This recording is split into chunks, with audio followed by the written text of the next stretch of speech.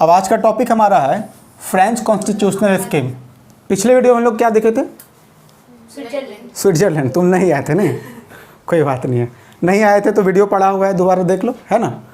तो स्विट्जरलैंड वाला जो हम लोग टॉपिक कंप्लीट कर चुके हैं, आज हम लोग का टॉपिक है फ्रेंच, यानी कि फ्रांस का संविधान समझते हैं। वहाँ पे जो एडमिनिस्ट्रेशन सिस्टम है वहाँ पे कैसे चल रहा है, वहाँ की संविधान कैसे चल रहा है, वहाँ पे राष्ट्रपति का चुनाव कैसे होता है, प्रधानमंत्री का चुनाव कैसे होता है ना। ये सारा चीज़ थोड़ा समझते हैं। सबसे पहले इसका बैकग्राउंड देखते हैं। फ्रांस में 1789 में क्रांति हुआ था, फ्रेंच रिवॉल्यूशन हुआ था, और उस फ्रेंच रिवॉल्यूशन के वजह से वहाँ पे लोगों ने डेमोक्रेसी को एक्सेप्ट किया था। लोगों को लगा कि हाँ, मतलब ये लोकतंत्र हमारे लिए बहुत ही ज़रूरी है। तो वहाँ पे लोकतंत्र जो आया था उसको कहते हैं उदार लोकतंत्र। ये उदार लोकतंत्र क्यों कहते हैं? क्योंकि ये लोकतंत्र का जो कंसेप्ट है वो उदारवादी चिंतक जो वहाँ पर थे, जो रूसो, कई सारे ऐसे बहुत सारे चिंतक थे, मोंटेस्क्यू, ऐसे कई सारे जो वहाँ पे चिंतक हैं जिन्होंने उदारवादी लोकतंत्र का मतलब इन्वेंशन किया था। मतलब वहाँ पे लोकतंत्र का जो कंसेप्ट है वहाँ के उदारवादी विचारकों ने दिया था, इसी वजह से इसका नाम क्या पड़ा? Liberal democracy. ठीक है। अब ये कई बार पहले भी बता चुके हैं उदार लोकतंत्र क्या, ये तो बताने का जरूरत नहीं पड़ेगा हमको अलग से। सबसे पहला समझो कि वहाँ पे जो फ्रांस है, फ्रांस में जो सिस्टम है वो कौन सा चल रहा है? यूनिटी सिस्टम, यानी कि एकात्मक प्रणाली। ठीक है। अब ये यूनिटी सिस्टम में क्या होता है, हम लोग पहले भी पढ़ चुके हैं। यूनिटी सिस्टम में क्या होता है कि पूरा का पूरा जो है केंद्र के हाथ में उसकी ताकत होती है। सारा जो पावर होता है वो किसके हाथ में होता है? केंद्र के हाथ में होता है। यानी कि वहाँ पर केंद्र के पास इतनी ताकत होती है और राज्यों के पास पावर क्या होती है? काफ़ी कम होती है। यानी कि देखो वहाँ पे राज्यों की ताकत क्या होती है? काफ़ी कमज़ोर होती है, और केंद्र क्या होता है? काफ़ी मजबूत होता है। लेकिन इसका ये मतलब नहीं कि वहाँ पे जो लोकल बॉडीज जो जैसे कि भारत में जैसे कि लोकल बॉडी जैसे कि पंचायत वगैरह क्या आता है? पंचायती व्यवस्था हम लोग यहाँ पर चलते हैं, यहाँ पे तो पंचायती व्यवस्था चलता है ना। यहाँ पे पंचायतों को भी बहुत सारा पावर मिला हुआ है। तो फ्रांस में भी कई प्रकार के जोनल काउंसिल होते हैं, जिसको क्षेत्रीय परिषद कहते हैं। उसके पास भी बहुत सारे काम करना होता है, उसको भी बहुत सारे पावर होते हैं। उसके अलावा वहाँ पर भी म्यूनसिपल काउंसिल होता है, नगर पालिका परिषद, जो कि वहाँ पर जो ये दोनों क्या है, वहाँ का लोकल बॉडीज़ है। और ये केंद्र के स्तर पर चलता है। मतलब केंद्र के स्तर पर अलग सरकार है, केंद्र के स्तर पर प्रधानमंत्री राष्ट्रपति दोनों है। लेकिन जो मतलब जो क्षेत्रीय स्तर की अगर बात करें तो वहाँ पर क्षेत्रीय स्तर पर म्यूनसिपल काउंसिल है, और वहाँ पर क्या है? Zonal council. और इसके माध्यम से भी वहाँ पर एडमिनिस्ट्रेशन होता है। यानी कि लोकल स्तर पर जो भी डेवलपमेंट का काम होता है वो ये देखता है। अब बाकी राष्ट्रीय स्तर पर तो है ही। इन दोनों को किसके अंदर काम करना पड़ता है? केंद्र के स्तर पर। ये दोनों अपना सेपरेट, इसको कुछ नहीं मिला है। इसको जो भी काम करना होगा, इसको जो इंस्ट्रक्शन है, इंस्ट्रक्शन कहाँ से मिलेगा? केंद्र से मिलेगा, और उसी हिसाब से काम करना पड़ेगा। यानी जस्ट लाइक वैसे ही जैसे भारत में हाई कोर्ट सुप्रीम कोर्ट के अंतर होता है। हाई कोर्ट अलग से कुछ कर पाएगा नहीं, जो भी वो कुछ करेगा सुप्रीम कोर्ट के दायरे में रह के करेगा। तो यहाँ भी वही बात है। तो जो फ्रांस में जो जोनल काउंसिल है या जो म्यूनसिपल काउंसिल है वो केंद्र के अंदर रह करके काम करेगा, इसलिए इसको क्या बोलते हैं? Unity system. समझ में आ गया? केंद्र ही यहाँ पे ताकतवर है, बाकी राज्यों का वहाँ पे उतना वजूद नहीं। अच्छा, यूनिटी सिस्टम वहाँ अपनाने का रीज़न क्या है? क्योंकि वहाँ का जो एरिया है फ्रांस का छोटा है, जनसंख्या कम है, डाइवर्सिटी ज़्यादा नहीं है। तो ऐसे क्षेत्रों में यूनिटी सिस्टम ईजिली मतलब इम्प्लीमेंट हो जाता है। और देखो डुअल एग्जीक्यूटिव सिस्टम, ये वहाँ का सबसे खास बात है। जो तुमने और भी कई सारे देशों के बारे में पढ़ा, लेकिन ये चीज़ फ्रांस को सबसे खास बनाता है। डुअल एग्जीक्यूटिव सिस्टम, यानी कि दोहरी कार्यप्रणाली का सिस्टम। अब ये दोहरी क्या होता है? दोहरी कार्यपालिका प्रणाली यानी कि यहाँ पर दो तरह से चीज़ें चलती है। प्रधानमंत्री से भी माध्यम से चलेगा देश, और राष्ट्रपति के माध्यम से भी चलता है, दोनों के माध्यम से चलता है। यानी कि वहाँ पर प्रेसिडेंट भी गवर्न करता है और प्राइम मिनिस्टर। कहोगे ये तो कोई नॉर्मल सी बात है, हमारे देश में भी प्रधानमंत्री राष्ट्रपति है, लेकिन यहाँ पर पावर किसको ज़्यादा है? प्रधानमंत्री। जबकि अगर हम फ्रांस की बात करें तो वहाँ पे लगभग दोनों को ताकत मिला हुआ है। हालांकि वहाँ पे राष्ट्रपति को थोड़ा सा ज़्यादा ताकत मिला हुआ है, लेकिन वहाँ पर प्रधानमंत्री भी उतना ही एक्टिव है जितना कि राष्ट्रपति। यानी कि दोनों मिल करके काम चलाता है। अब लग रहा होगा हाँ यही ठीक लग रहा है सुनने में, यहाँ पे राष्ट्रपति तो नाम मात्र का जैसा दिखता है, जबकि फ्रांस में नाम मात्र का राष्ट्रपति नहीं होता है। वहाँ का राष्ट्रपति वास्तविक रूप से जो है एक्टिव रहता है। वहाँ पे प्रधानमंत्री भी उतना ही एक्टिव रहता है जितना कि, यानी कि दोनों मिल करके चलाता है सरकार। इसलिए इसका नाम क्या पड़ा? डुअल एग्जीक्यूटिव सिस्टम, यानी ये कह सकते हो कि डबल इंजन की सरकार है वहाँ पे, है ना। अब डबल इंजन की सरकार जो मोदी जी कहते हैं वो अलग है, मतलब मोदी जी जो कहते हैं उनका तो ये मतलब होता है कि केंद्र के स्तर पर भी बीजेपी और राज्य के स्तर पर भी बीजेपी, तो उसको कहते हैं डबल इंजन की सरकार। जबकि वास्तव में डबल इंजन की सरकार कहाँ पे चलती है? फ्रांस में। अब देखो, जो प्रेसिडेंट होती है, जो राष्ट्रपति होते हैं, उनका डायरेक्ट इलेक्टेड होता है, मतलब वो डायरेक्ट चुनाव होता है, प्रत्यक्ष चुनाव। जैसे अमेरिका में भी देखें हम लोग, राष्ट्रपति का जो चुनाव होता है डायरेक्ट चुना जाता है। जबकि प्राइम मिनिस्टर जो है वहाँ पर कैसे बनता है? जस्ट लाइक वैसे ही जैसे भारत में प्राइम मिनिस्टर का चुनाव होता है। भारत में प्रधानमंत्री कैसे चुने जाते हैं? उनका इनडायरेक्ट इलेक्टेड होता है। कहने का मतलब है कि यहाँ पर जो एमपीज होते हैं, जो सांसद होते हैं, सांसद में से ही कोई एक व्यक्ति आएगा ना जिनको मेजोरिटी मिलेगा, जो बहुमत जिनको मिलेगा। मतलब कि वहाँ पर प्राइम मिनिस्टर वही बनेगा जो वहाँ के जो सांसद होते हैं उसमें जिसको मेजोरिटी मिला हो, वही कौन बनेगा? Prime minister. यानी ऐसे समझो कि वहाँ पर प्रेसिडेंट का जो चुनाव अमेरिका के माध्यम से होता है, और जबकि प्राइम मिनिस्टर का चुनाव भारत के जैसा होता है। मतलब कि दोनों सिस्टम वहाँ चल रहा है, अमेरिका के सिस्टम को भी अपनाए हुए हो, ब्रिटेन के सिस्टम को भी अपनाए हो, या फिर अमेरिका या इंडिया का कह लो, है ना। क्योंकि ये जो पार्लियामेंट्री सिस्टम है ये तो हम लोगों ने खुद ही ब्रिटेन से सीखा। तो यहाँ पर ब्रिटेन का झलक दिख रहा है ना। तो प्रधानमंत्री का चुनाव वहाँ कैसे होता है? ब्रिटेन की तरह, और राष्ट्रपति का चुनाव अमेरिका की तरह। ये था हमारा डबल एग्जीक्यूटिव सिस्टम, ठीक है। थर्ड पॉइंट देखते हैं। वहाँ पे फ्रांस में एग्जीक्यूटिव यानी कि जो कार्यपालिका है, कार्यपालिका के पास पावर ज़्यादा है। किससे? लेजिस्लेचर से कार्यपालिका के पास पावर क्या है? ज़्यादा है। किस मामले में ज़्यादा है? क्योंकि वहाँ पे कानून बनाने का जो अधिकार है वो किसके पास ज़्यादा है? एग्जीक्यूटिव के पास है। कानून वही बनाता है। मजे की बात देखो, तो फिर बोलोगे फिर इसका क्या काम है? लेजिस्लेचर मेजोरिटी तो MAJORIT कहाँ पे? ये अच्छा, यहाँ पे स्पेलिंग मिस्टेक था, मेजोरिटी MA, ठीक है। अब देखो, मेरा कहने का मतलब ये है कि वहाँ पे एग्जीक्यूटिव के पास पावर ज़्यादा है, लेजिस्लेचर के पास पावर क्या है? कम है। मतलब वहाँ पे कानून बनाने का जो ताकत है वो किसके पास है? कार्यपालिका के पास है। जो सरकार बनाती है कानून अक्सर वही बनाती है, तो कानून बनाने की ताकत किसके पास है? एग्जीक्यूटिव के पास है। जबकि वहाँ पे जो लेजिस्लेचर होता है उनका काम है सिर्फ गाइडिंग प्रिंसिपल्स। ये क्या होता है? गाइडिंग प्रिंसिपल का मतलब केवल वो मार्गदर्शक का सिद्धांत देते हैं, मतलब मार्गदर्शन देते हैं, सिर्फ ऐसे चलना चाहिए, ये तरीका होना चाहिए, नहीं होता कि मार्गदर्शन, सलाहकारी टाइप से सलाह देना, अच्छी अच्छी बातें बताना। लेकिन वो कानून नहीं बना रहे वहाँ का लेजिस्लेचर। कानून कौन बनाएगा? एग्जीक्यूटिव बनाएगा कानून। तो कानून ये बनाएगा और ये क्या करेगा? ये सिर्फ सलाह देता है, मार्गदर्शन देता है। तो ये थोड़ा सा सिस्टम अलग है, जबकि भारत में ऐसा नहीं। भारत में तो कानून यही बनाता है, इसका काम है सिर्फ फॉलो करना, ठीक है। नेक्स्ट पॉइंट देखो, कोहैबिटेशन। अब ये देखो, कोहैबिटेशन क्या होता है? जिसको कि सहचारिता कहते हैं। सहचारिता क्या? एक सिचुएशन है, एक स्थिति है। अब ये स्थिति कैसे आता है समझो। जब पॉलिटिकल डेडलॉक होती है। पॉलिटिकल डेडलॉक क्या होता है? पॉलिटिकल डेडलॉक का हिंदी में कहते हैं राजनीतिक गतिरोध। जब राष्ट्रपति और वहाँ का जो प्रधानमंत्री है दोनों अलग अलग पार्टी का हो। समझो ना बात को। जब फ्रांस में राष्ट्रपति का चुनाव, मतलब राष्ट्रपति जो चुनकर आता है और जो प्रधानमंत्री आते हैं, जब वो चुनकर आते हैं, जब दोनों अलग अलग पार्टी से हो, तो ऐसे में क्या होगा? फ्रिक्शन होगा कि नहीं होगा? राष्ट्रपति और प्रधानमंत्री के बीच किसी न किसी बात पे, किसी न किसी मुद्दे को लेकर के वहाँ पर बहस होगा। और इसी सिचुएशन को क्या बोलते हैं? Political deadlock. क्या भारत में ऐसी सिचुएशंस नहीं होती है? मतलब भारत में राष्ट्रपति तो खैर नाम मात्र का ही है, लेकिन ऐसे अगर देखा जाए तो पॉलिटिकल डेडलॉक होता है कि नहीं? कई बार होता है। जैसे केंद्र में मान लो कि केंद्र की सरकार अलग पार्टी से है और राज्यों की सरकार यहाँ पर अलग पार्टी से कई बार बनती है। तो ऐसे में तुम देखना कि राज्य वर्सेस केंद्र का झगड़ा खूब चलता है। तो राजनीतिक गतिरोध तो यहाँ भी है। पॉलिटिकल डेडलॉक की सिचुएशंस तो हर एक देश में बनती है। तो इसी सिचुएशन, चूँकि ये सिचुएशंस कभी कभी वहाँ पे राष्ट्रपति और प्रधानमंत्री के स्तर पे हो जाती है, तो फिर वहाँ पे प्रॉब्लम क्रिएट होता है। नेक्स्ट पॉइंट देखो। नेक्स्ट पॉइंट है द्वितीयक पूर्ण बहुमत प्रणाली। अब ये चीज़ क्या है? द्वितीयक पूर्ण बहुमत प्रणाली यानी कि run of absolute majority system, या फिर इसी को कहते हैं दोबारा मतदान प्रणाली, या इसी को क्या बोलते हैं? Second ballot system. ये चीज़ क्या है? अब देखो, आमतौर पे वहाँ पे जो भी सरकार बनती है, ठीक है, हम मान लो प्रधानमंत्री का भी बात बता रहे हैं, मान लो वहाँ पर जो सरकार बनेगी तो उसको पूर्ण बहुमत चाहिए होगा। पूर्ण बहुमत कहाँ से मिलेगा? जो वहाँ के सांसद होंगे उसी के माध्यम से आएगा ना। अच्छा, पूर्ण बहुमत जो है, मान लो, अब वो पूर्ण बहुमत का कंसेप्ट क्या है वो समझो। हम कैसे समझेंगे कि पूर्ण बहुमत क्या होता है?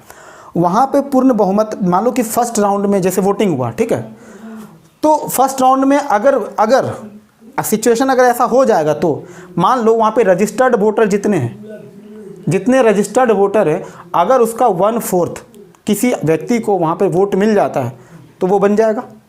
मेरी बात को समझना, अगर वहाँ पे रजिस्टर्ड वोटर का 1/4 अगर ले आता है, मान लो 100 को रजिस्टर्ड वोटर है, और अगर उसका 1/4 अगर वोट कम से कम लाता है, यानी कि 25% अगर लाता है, एक ये सिचुएशन, और साथ ही साथ टोटल वोट का, ये रजिस्टर्ड वोट है, जो मान लो खास करके जो पंजीकृत वोट है, जो जितने सारे मतदाता हैं वहाँ पे, जितने सारे वोटर्स है उसकी बात कर रहा है। लेकिन कभी कभी क्या होता है, उतने सारे वोटर्स होते हैं लेकिन वोट देने वाले लोगों की संख्या कम होती है, वोटर्स ही कम है। मान लो 100 वोटर्स टोटल थे, लेकिन वोट पड़ा था मात्र 81-82 में से, तो उसी में से चुनना पड़ेगा ना। तो कई बार क्या होता है, वोटर ज़्यादा होता है लेकिन वोट देने वाले लोगों की संख्या क्या होती है, कम होती है। तो अगर मान लो टोटल वोट का अगर 50% किसी को मिल जाता है, या मान लो टोटल जो वोटिंग हुआ अगर उसमें से किसी व्यक्ति को 50% प्लस 50% से अगर ज़्यादा मिलता है तो सरकार उसी का बनेगा। अच्छा, मान लो ऐसा सिचुएशन नहीं हो पाया तो, अगर मान लो फर्स्ट राउंड आया और टोटल वोटर का 1/4 भी नहीं आया किसी कैंडिडेट को, किसी को नहीं आया है, ऐसा हो सकता है ना, मान लो किसी को भी 1/4 नहीं आया और ना ही किसी को 50% से ज़्यादा मिला है, तो ऐसे में क्या होगा, सेकेंड राउंड में फिर वोटिंग होगा। फर्स्ट राउंड का वोटिंग हो गया, अब सेकेंड राउंड में जो वोटिंग होगा, देखो उसमें कैसे होगा, समझना बात को। कहता ऐसे वोटर्स को देखा जाएगा पहले जिसको कम से कम कितना लाया है, 12.5%। जो भी वोटर 12.5% से ऊपर लाया है उसको सबको चुन लेगा, अब बाकी सबको हटा देगा, रिजेक्ट कर देगा। मेरी बात को समझे? तो जो भी कम से कम 12.5% वोट लाया होगा, 12.5% अगर किसी को वोट आया है, अब उसमें से फिर से चुनाव होगा, दोबारा चुनाव होगा। मान लो कि पहले 4 आदमी था, आज 4 आदमी में से 2 ही व्यक्ति 12.5% लाया, तो फिर जो अगला जो चुनाव होगा इसी दोनों में होगा कंपटीशन, ये दोनों निकल गया बाहर, राउंड से बाहर हो गया। तो सेकेंड राउंड वोटिंग का मतलब होता है जो कम से कम 12.5% वोट लाया होगा, अब उन दोनों उम्मीदवारों के बीच वोटिंग होगा, और उसके बाद चाहे 50% किसी को हो या ना, उससे कोई मतलब नहीं, ठीक है। उस हो सकता है 2 ही क्यों, 3 आदमी भी हो सकता है ना, क्योंकि 12.5% है तो ऐसे कम से कम 8 आदमी से भी ज़्यादा लोग हो सकते हैं ना, तो उससे कोई मतलब नहीं है। अगर 2 आदमी हो, 4 आदमी हो, 5, उसी में से कंपटीशन कराएगा, और जो भी सबसे ज़्यादा लाएगा, अब यहाँ बात क्या हो रहा है, सबसे ज़्यादा जिसको भी वोट आएगा सरकार वही बनाएगा, चाहे उसको पूर्ण बहुमत मिला हो या ना मिला, उससे कोई मतलब नहीं है। मतलब सीधी सी बात ऐसे समझो, अगर तुम फर्स्ट राउंड में अगर तुम अच्छा खासा लाए वोट तो ठीक है, नहीं ला पाए तो कोई बात नहीं, सेकेंड राउंड के लिए तुम तैयार हो जाओ, और सेकेंड राउंड में जो भी 12.5% होगा कम से कम, उसके बीच कॉम्पिटिशन होगा, और जो जीतेगा वही हो गया। मतलब थर्ड या फोर्थ राउंड नहीं होगा कि 50% लाना है, नहीं, सेकेंडरी राउंड तक में सरकार यहाँ पे क्या हो जाता है, बन गया सरकार। तो ये था हमारा क्या, इसी को कहते हैं द्वितीयक पूर्ण बहुमत प्रणाली, यानी कि रन ऑफ एब्सोल्यूट मेजोरिटी।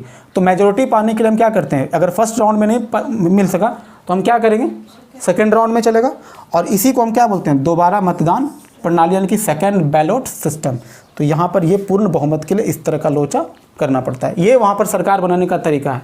ये तो राष्ट्र प्रधानमंत्री के बारे में कह रहे हैं, और राष्ट्रपति में भी ऐसा ही होता है कि फर्स्ट राउंड में अगर ऐसा हुआ तो ठीक है, नहीं तो फिर सेकेंड राउंड में फिर दोबारा करो, और जो सरकार बनेगा राष्ट्रपति वही बनेगा, मतलब जो भी राष्ट्रपति उसमें से बन जाए, तो राष्ट्रपति हो या फिर प्रधानमंत्री हो, करीब करीब दोनों में क्या है, सिमिलर सिचुएशन है। इसी सिचुएशंस के माध्यम से वहाँ पे सरकार बनती है। जबकि भारत में ऐसा होता है क्या, भारत में ऐसा नहीं होता है। हाँ, भारत में राष्ट्रपति का चुनाव के लिए वहाँ पर ये अलग सिस्टम है, जो अनुपातिक प्रणाली बताएंगे, कभी सिंगल ट्रांसफरेबल वेरिएबल जो होता है वो राष्ट्रपति का चुनाव बताएंगे, तो वहाँ पे कुछ कुछ चीज़ें मिलता है, ठीक है। अब इसके आगे जो है वो न्यायपालिका वगैरह कई सारे टॉपिक्स है, यहाँ पे मिटा के हम लिख रहे हैं, ठीक है। तो इसको पहले पॉज करते हैं। वो बोलते हो ना बहुत ज़्यादा गुस्सा, स्टार्ट है हो, चलो ठीक है। अब देखो ये हमारा 5 पॉइंट तक हमारा हो चुका था। जो नेक्स्ट पॉइंट हमारा क्या है कि एक्युमुलेशन ऑफ इलेक्टेड ऑफिसेस। क्या है, एक्युमुलेशन ऑफ इलेक्टेड ऑफिसेस, यानी कि निर्वाचित पदों का संचय। अब ये क्या होता है, समझो ध्यान से, निर्वाचित पदों का संचय। इसका मतलब ये होता है कि वहाँ का जो निर्वाचित प्रतिनिधि होगा वो 1 से अधिक पदों पर कार्य कर सकता है। मतलब ये हुआ कि वहाँ पर एक ही समय में जो वहाँ का जो नगर पालिका का जो मेयर होता है, मतलब एक ही व्यक्ति वहाँ पर नगर पालिका का मेयर भी बन सकता है और सांसद भी बन सकता है। मतलब दोनों डबल ड्यूटी कर सकता है, मतलब कि एक ही व्यक्ति डबल ड्यूटी कर सकता है, वो मेयर भी बन सकता है और सांसद भी बन सकता है। मतलब एक व्यक्ति दो पद एक साथ वो कर सकता है। तो ऐसे में नुकसान क्या होता है? देखो, नुकसान तो संसद के कार्य जो भी काम काज होता है उसको दिक्कत होगा। अच्छा, ये तो चल मान लो ये मेयर वाला भी काम इसका डिस्टर्ब होगा, संसद वाला भी काम डिस्टर्ब होगा। तो ये चीज़ वहाँ पर है। यहाँ पर एक ही व्यक्ति कई सारे पदों पे काम कर सकता है, एक साथ काम कर सकता है, ये वहाँ का। इसलिए इसको क्या बोलते हैं? Accumulation of elected offices. मतलब एक साथ वो एक व्यक्ति एक साथ कई पदों पर काम कर सकता है। नेक्स्ट पॉइंट क्या है कि कोई भी व्यक्ति सरकार में काम करते हुए, यानी कि वो मंत्री होते हुए संसद का सदस्य नहीं हो सकता। ध्यान रखना कि अगर आप कार्यपालिका के मेंबर हो, यानी कि अगर आप मंत्री हो तो आप सांसद नहीं हो। जबकि भारत में क्या है?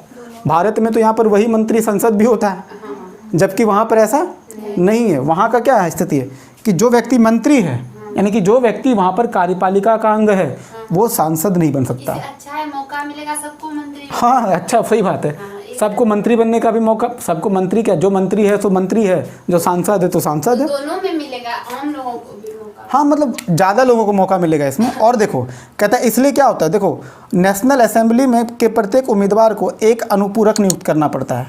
अभी जो नेशनल असेंबली का जो अनुपूरक, एक मतलब जो मंत्री है उसको अपना क्या चुनना पड़ता है? एक अनुपूरक चुनना पड़ता है।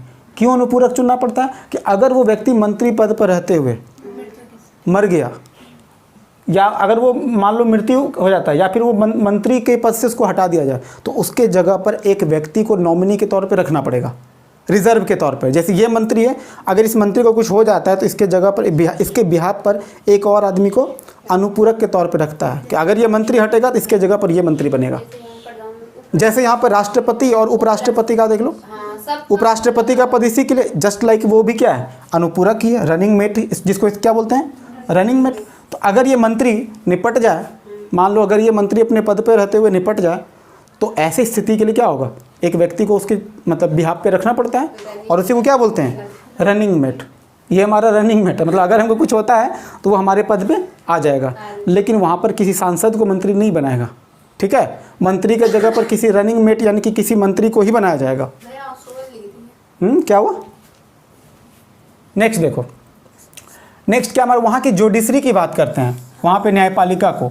तो देखो वहाँ पर न्यायपालिका की देखो सबसे खास बात क्या है कि बहुत ही कमज़ोर कह सकते हो। अमेरिका और भारत के जैसा तो बिल्कुल भी नहीं है, बहुत ही कमज़ोर है। क्यों? क्योंकि वहाँ पर जुडिशियल रिव्यू का पावर तो मिला है, न्यायिक पुनरावलोकन आप कर सकते हो। मतलब न्यायिक पुनरावलोकन क्या होता है? जैसे कोई भी कानून बनाए तो सुप्रीम कोर्ट वहाँ पर उस पर कुछ कह सकता है, लेकिन ये न्यायिक पुनरावलोकन आप कब कर सकते हैं? जब कानून बन जाएगा उसके बाद बन पाएगा नहीं। यानी कि जुडिशरी जो जुडिशियल रिव्यू करेगा, कानून बनाने के बाद नहीं कर पाएगा, बल्कि क्या करेगा? कानून बनाने के पहले ही। ध्यान देना, कानून बनाने के पहले, कानून बनाने से पहले जो रिव्यू करना है कर लो। लेकिन अगर एक बार कानून बन गया उसके बाद आप रिव्यू नहीं, ये नहीं कह सकते ये कानून जो है संविधान के हिसाब से ठीक नहीं है।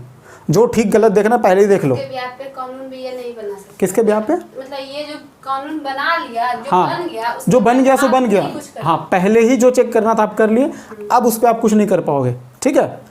और वहाँ के सुप्रीम कोर्ट को क्या बोलते हैं? संविधान परिषद, यानी क्या?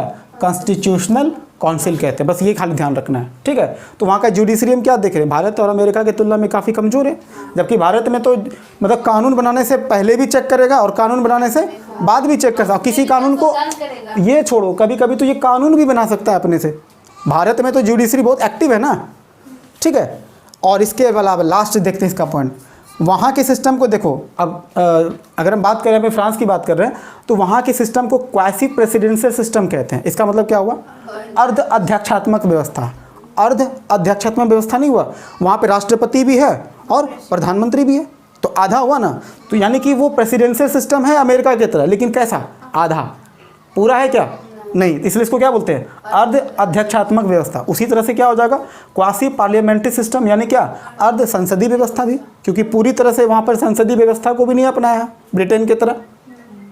तो कह सकते हो कि फ्रांस जो है ना पूरी तरह से सांसदीय व्यवस्था को अपनाए हुए है, ना पूरी तरह से अध्यक्षात्मक व्यवस्था को अपनाया हुआ है, ना वो पूरी तरह से प्रेसिडेंशियल सिस्टम को फॉलो कर रहा है, ना ही पार्लियामेंट्री सिस्टम को, और साथ ही साथ उसको कह सकते हो क्वासी मोनार्कियल सिस्टम भी कहते हैं। मतलब कहीं ना कहीं वहाँ पर जो राष्ट्रपति की जो स्थिति देखते हैं, राष्ट्रपति को अच्छा खासा पावर मिला हुआ है, इसलिए वहाँ पर ये भी कहते हैं, इसको अर्ध राजतंत्रीय प्रणाली भी कहते हैं। ठीक है, तो ये था हमारा पूरा क्या फ्रेंच कॉन्स्टिट्यूशनल स्कीम। इसको हम लोग इसको आज का टॉपिक हम लोग यहीं पे ख़त्म करते हैं। ठीक है, नेक्स्ट जो हमारा वीडियो आएगा वो जर्मनी पर आएगा।